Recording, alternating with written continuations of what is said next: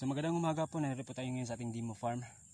Ito yung po yung, ang inyong nakikita po ay ito yung po yung mga black rice natin. Mula doon. Yung naka-L. Ito yung black rice natin, no. Medyo malayo ang kanyang kuwan ba. Mas matagal ang kanyang maturity. So shout out po kay Sir Kwan, Sir Vicelies from Langanasi, no. Dito yan natin nabuo.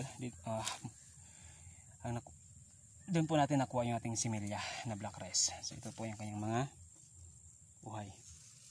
Ayan. So may mga pipila ng mga lakay.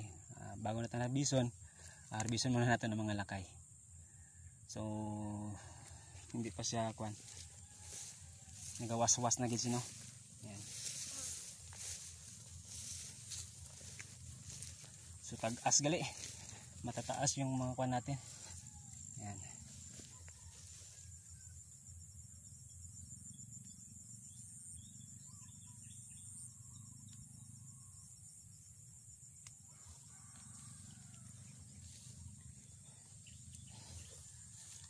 So sa gina kumpara ko yung lupa sa Langanasi at saka dito sa Nuling, iba. Nagba tandabi to. Oh. Nagba andang pagtubo kandang black rice pero sa akin tagkas ba. Yan oh. Yan. Yan mga surok-surok banda. So kung medyo dalam pag ang lupa, ang lao, lapaw rin sa atin. Yan. Yan ang ating black rice.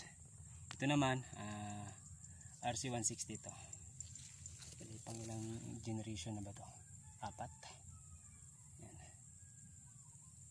Ang halina ng sini, halin sa Department of Agriculture. Shoutout po sa atong DE. Pero kung na to, if 3 na ba to or if 4. Yan. So for now, yan lang po muna yung ating ipapakita. So amping po, God bless ka farmers. See you. Bye bye.